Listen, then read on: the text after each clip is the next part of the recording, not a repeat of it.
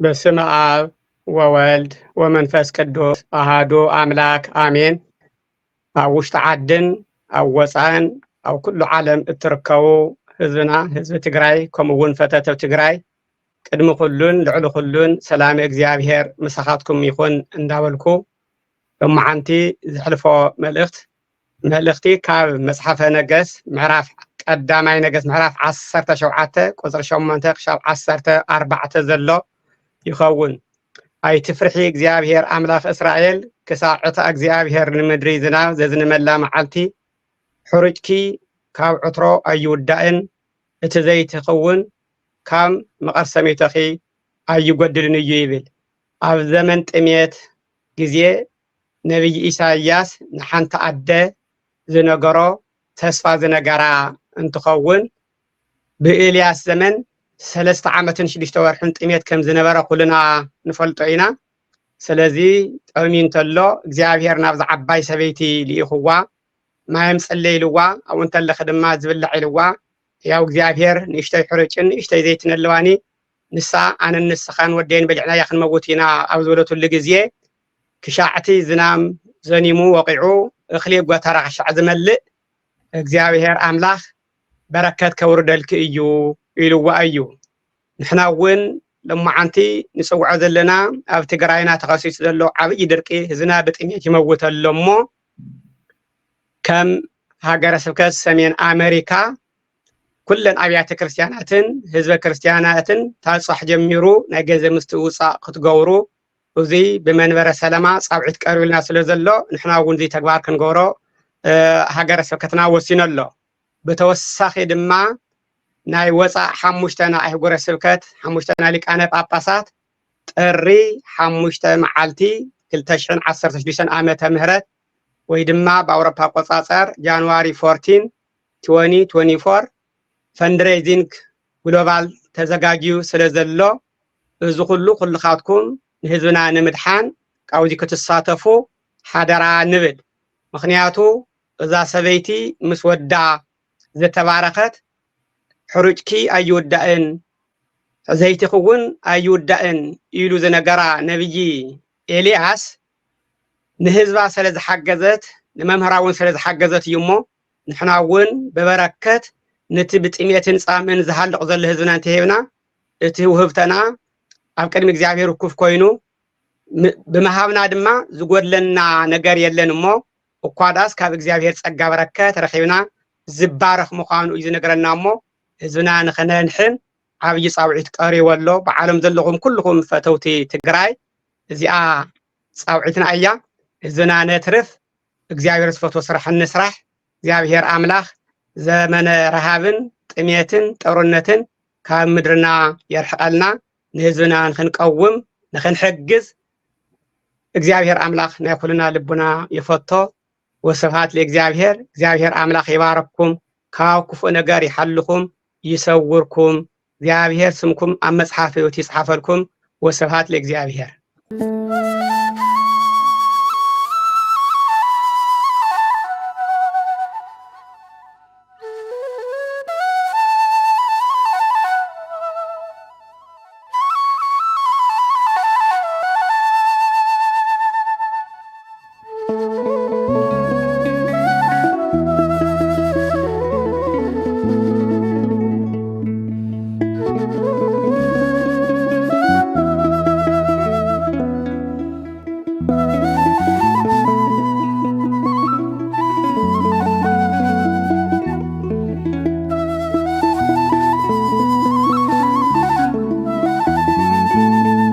በስመ አብ ወወልድ ወመንፈስ ቅዱስ አሃዱ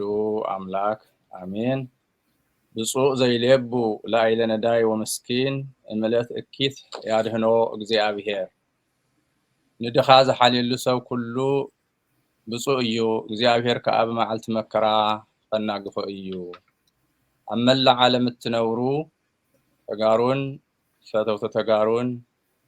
በብዘለኹሞ ናይ እግዚአብሔር ሰላምታ ይብጻሕኩም። ከም ዝፍለጥ ኣብ ዝሓለፈ 3 ዓመት ህዝቢ ትግራይ ከቢድ ዝኾነ ናይ ጦርነት ህይወት ኣሕሊፉ ናይ ህይወት መስዋዕቲ ከፊሉ ንብረቱ ተዘሚቱ ኣካላውን ስነ-ኣእምሮአውን ማሕሰይቲ በፂሕዎ ሓሊፉ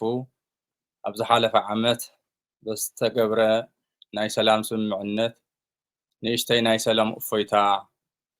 ረኺቡ ይኹን ደኣ እምበር ኣብዚ ዓመት እዚዩ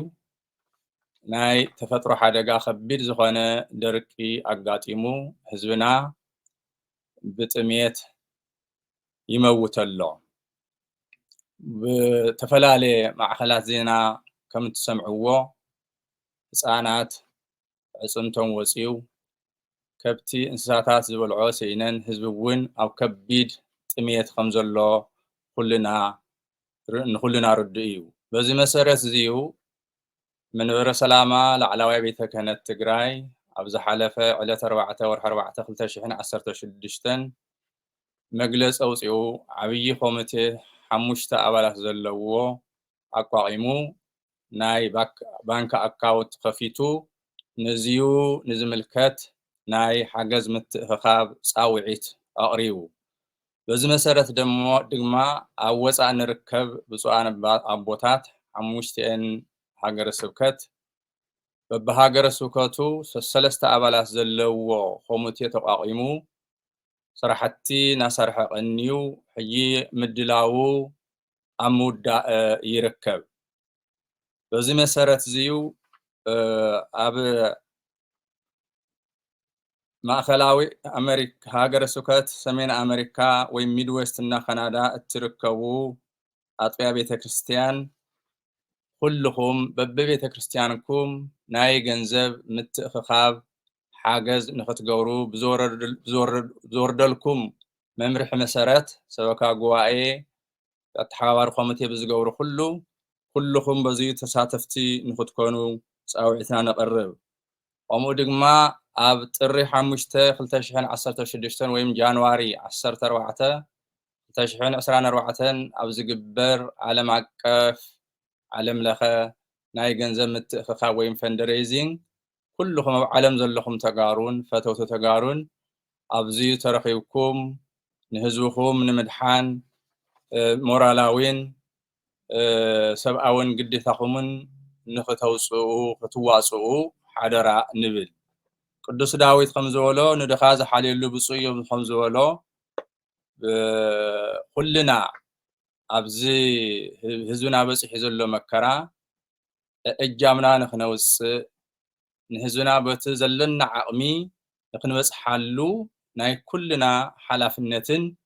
ግዴታን እዩ ህዝቢ እንተሃልዩ እዩ ሃገር ክህሉ ህዝቢ እንድሕር ዘየልዩ ተረካቢ ወለዶ ክህሉ ኣይኽእልን እዩ ስለዝኾነ ድማ ጥሜት ግዜ ይህብን ሰዓት ይህብን ሎም ንፅባሕ ዝበሃል ኣይኮነን ቅዱሳን ኣቦታትና ሃዋርያት እንኳ እምንረሃብ ይሄይሰን መዊት በኩናት ኢሎም ካብ ብጥሜት ምሟት ብጦርነት ብኩናት ምሟት ይሕሸና ኢሎም እዮም ጥሜት ከቢድ ነገር እዩ ግዜ ዘይህብ ስለዚ ዘለና ኩልና ከከም ዓቕምና ንህዝብና ኣብዛ ሰዓት እዚኣ ክንበፅሓሉ ይግባእ እግዚአብሔር ኣምላኽ ንሕና ውህብቶ ዝውሃብ ሂብና ሓገዝ ንኽንገብር ዕድል እንድሕር ገጢምና እዚዩ ዓብይ በረከትን ዓብይን ጸጋን እዩ ነቲ እንድኻ ዝሕግዝ እግዚአብሔር ክባርኾን ክቅድሶን እዩ እግዚአብሔር ክባርኸና እግዚአብሔር ክቅድሰና እዚ ነገር እዚዩ ኩልና እጃምና ንኽነውፅእ ሓደራ ይብል እዚዩ ሃይማኖታውን ሞራላውን ሰብኣውን ግዴታና ስለ ዝኾነ እዚ ሓላፍነት እዚ ክንዋፃእ ሓደራ ይብል እግዚአብሔር ኣምላኽ እትህብዎ ነገር ኣየስእንኩም ብትህብዎ እግዚአብሔር ይባርኽኩም እግዚአብሔር ከዓ ቃል ኪዳናት ብትገብርዎ ኩሉ ንኽባርኸኩም ቃል ኪዳኑ ዘይሕሰ ኣምላኽ እዩ እግዚአብሔር ኣምላኽ ህዝብናን ካብ መከራን ካብ ዘሎ ስቃይን ይውፃልና ወስብሐት ለእግዚአብሔር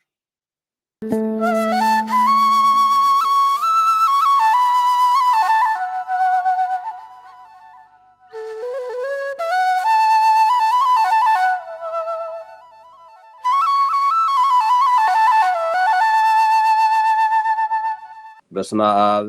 ወወልድ ወመንፈስ ቅዱስ አሐዱ አምላክ አሜን። ወምዝ አስተዋጽኦ አርዲት መጠነ ይክሉ ወፈነው ለቢጾሙ እለ የነብሩ ውስተ ብሔረ ይሁዳ ምስለ በርናባስ ወሳውል። ስለዚህ እቶም ደቀ መዛሙርት ነፍስ ወከፍ ከከም ዓቕሞም ነቶም ኣብ ይሁዳ ዘለው ኣሕዋት ረድኤት ክሰድሎም መደቡ። ነቲ ዝተዋፀ ገንዘብ ድማ ብኢድ በርናባስን ሳውልን ገይሮም ሰደድዎ። ግብረ ሐዋርያት ምዕራፍ 1 ቁፅሪ 29 ዝኸበርኩምን ዝኸበርክንን ኣብ መላእ ዓለም እትርከባ ወይ ድማ ትርከቡ ናይ መንበረ ሰላማ ኦርቶዶክስ ተዋህዶ ቤተክርስቲያን ትግራይ ተኸተልትን ሰዓብትን ዝኾንኩምን ከምኡ ድማ ፈተው ትግራይ ኩልኹም ብጎይታናን ኣምላኽናን መድሓኒናን ኢየሱስ ክርስቶስ ፍጹም ሰላም ከመይ ኣለኻትኩም? ምስጋና ውዳሴ ኣምልኮ ንዑ ይኹን። ዝኸበርኩምን ዝኸበርክምን ኩልና ከም ንፈልጦ ኣብ ትግራይ ሃገርና ኣብ ህዝብና በፅሒ ዘሎ ናይ ጥሜት ሓደጋ በብዘልናዮ ኮይና እናተኸታተልና ንርከብ ኩነታት እዩ። ስለዚ እዚ ኩነታት ተኸቲሉ ሪኡ መንበረ ሰላማ ላዕለዋይ ቤተ ክህነት ኦርቶዶክስ ተዋህዶ ቤተክርስቲያን ጉባኤ ሊቃነ ጳጳሳትን ፈጸምቲ ስራሕን ኩሎም ብኣካል ብሓባር ኣኼባ ገይሮም ህዝብና ዝድሕነሉ ፕሮግራም ሓንፂፆም እነሆ ናብ ደቅና ናብ ዓለም ዝርከቡ ደቅና ናይ እቶት ምትእኻብ ፕሮግራም ኣዘጋጅዮም ኣብ ምንቅስቃስ ይርከቡ። ስለዚ ኣብ ደገ ዘለና ኣቦታትኩም ድማ ካብቲ ላዕለዋይ መንበረ ሰላማ ኣዋቂርዎ ዘሎ 5 ኣባላት ዘለዎ ናይ ገንዘብ ምትእኻብ ኮሚቲ ብኡ መሰረት ሰንሰለት ሓልዩ ንህዝብና ክንበፅሐሉ በማለት ንሕና ኣብ ደገ ዘለና ኣቦታትኩም እውን ዓብይ ኮሚቴ ኣዋቂርና ብኡ መሰረት ናይ ገንዘብ ምትእኻብ ፕሮግራማት ሓንፂፃን ምጓዓዝ ጀሚርና ኣለና።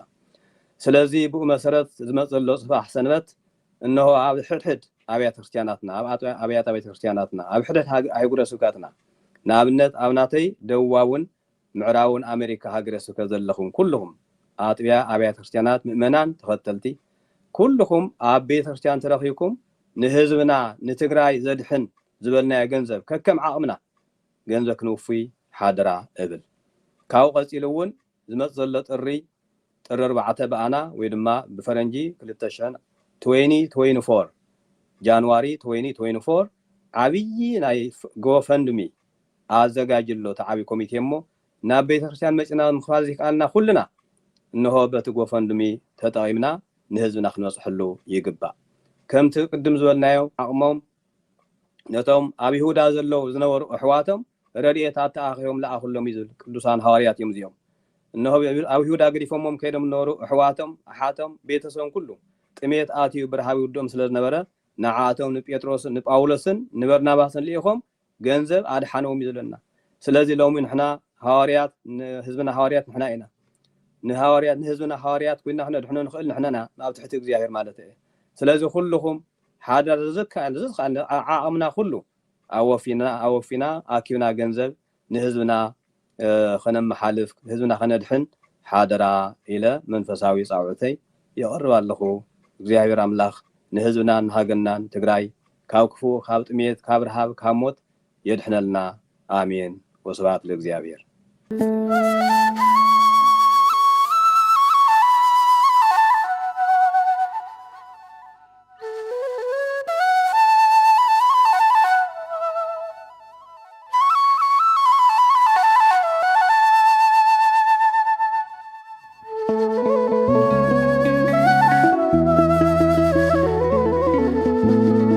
በስመ አብ ወወልድ ወመንፈስ ቅዱስ አሐዱ አምላክ አሜን። ዝኸበርኹምን ዝኸበርክንን ኣብ መላእ ዓለም ዘለኹም ተጋሩን ፈተውቲ ተጋሩን ብቐዳምነት ብእግዚአብሔር ኣምላኽና ፍጹም ሰላም ከመይ ኣለኹም ክብል ይፈቱ። ብምቕፃል ድማ ኣብ ልዕሊ ህዝብና ጸላእቲ ህዝቢ ትግራይ ተጋሩን ካብ ገጽ ምድሪ ንምጥፋእ ብዝኸፈትዎ ኩናት ምኽንያት ካብ ዝነብረሉ ህዝብና ተመዛቢሉን ተጸጊሙን ከምኡ እውን ንብረቱ ተዘሪፉን ተወሪሩን ኣብ ሽግርን መከራን ወዲቑ ከም ዘሎ ዝፍለጥ ሓቂ እዩ። በዚ መሰረት ድማ ምስቲ ጸላእቲ ዝፈጠርዎ ሽግርን መከራን ተሓዊሱ ኣብዚ ዓመት እውን ብዝመፀ ድርቂ ምኽንያት ህዝብና ኣብ ጥሜትን ኣብ መከራን ከም ዘሎ ይፍለጥ። ነዚ መሰረት ገይሩ መንበረ ሰላማ ትግራይ ኦርቶዶክስ ተዋህዶ ቤተክርስትያን እውን መግለፂ ሂቡ ኣሎ ማለት እዩ። ስለዝኾነ ከምቲ ብቅዱስ ቃሉ ኣምላኽና ዝነግረና ኣብ ቀዳማይ ቆሮንቶስ ምዕራፍ 12 ካብ ፍቕዲ 25 ጀሚሩ ንረኽቦ ሓደ ኣካል እንተተሳቀዩ ኩሉ ኣካላት ይሳቀዩ፣ ሓደ ኣካል እንተኸቢሩ ከዓ ኩሉ ኣባላት ሓቢሮም ይሕጎሱ፣ ሓደ ኣካል እንተሓሚሙ ድማ ኩሉ ኣካላት ሓቢሮም ይሓሙ ከም ዝበሎ ኣብዚ ኣብ ዲያስፖራ ኣብ ወፃኢ ዓለም ዘለኹም ኣመንቲ ኦርቶዶክስ ተዋህዶ ቤተክርስትያን ከምኡ እውን ካልኦት ፈተውት ተጋሩ ብሓፈሻ ኣብ ህዝብና ወሪድዎን ዘሎ ስቃይን መከራን ናይ ህዝብና ሕማም ናትና ሕማም፣ ናይ ህዝብና ስቃይ ናትና ስቃይ፣ ናይ ህዝብና ጉድኣት ናትና ጉድኣት ስለ ዝኾነ ኩልኹም ኣብዚ ሕዚ ንገብሮ ዘለና ፃውዒት ህዝብና ኣብ ምድሓንን ምሕጋዝን ክትሳተፉ ብትሕትና ንሓትት። በዚ መሰረት ድማ ኣብ ወፃኢ ዘለና 5 ናብ ብፁዓን ኣበው ሊቃነ ጳጳሳት ተነጋጊርና ብሓደ ድምፂ በብሃገረ ስብከትና ሓገዝ ንህዝብና ንገብር ከም ዘለና ተስማዕምዕና ኢና። ስለዝኾነ ኣብ መላእ ኣውሮፓ ዘለኹም ኩልኹም ኣመንቲ ኦርቶዶክስ ተዋህዶ ቤተክርስትያን ትግራይ ሃገረ ስብከትና ዓብይ ኮሚቴ ኣጣይሹ ከምኡ ድማ በብወረዳ ቤተ ክህነት ኣብ 4 ወረዳ ቤተ ክህነት ዝተመረፁ ሊቃነ ካህናትን ካልኦት ምሁራት ዓበይቲ ዓድን ዘለውዎ ኮሚቴ ተጣይሹ ኣሎ። ስለዝኾነ ሕድሕድ ኣብያተ ክርስቲያናት ኩልኹም በዚ ብሃገረ ስብከትና ዝተዳለወ መዋቅሩ ዝሓለወ ሓገዝ ንክትገብሩ ብትሕትና ንሓትት። ናይ ሕድሕድ ኣብያተ ክርስቲያናት ዝገበርዎ ሓገዝ እውን ብቀጥታ ብሃገረ ስብከትና ናብ መንበረ ሰላማ ዝለኣኽ ምዃኑን ብሚድያን ብካልኦት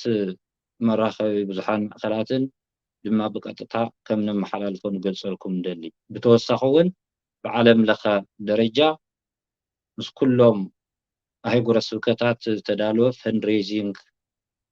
ግሎባሊ ፈንድሬዚንግ ኢቨንት ስለ ዘሎ ንጃንዋሪ 14 ወይ ድማ ብትግራይ ኣቆፃፅራ ንጥሪ 5 ኩልኹም ኣብዚ ክትሳተፉ ብትሕትና ንሓትት። እግዚአብሔር ኣምላክና ንህዝብና ሰላምን በረኸትን ይዓድነልና ይቐኒየልና።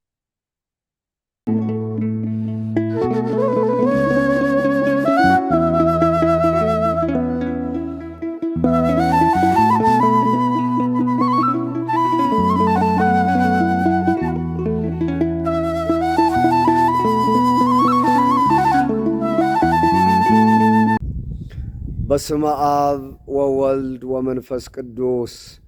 አሃዱ አምላክ ዘለዓለም ሥላሴ ኖሃቤ ብሩካኑ ለአቡየ ትረሱ መንግሥተ ሰማያት ዘድሉ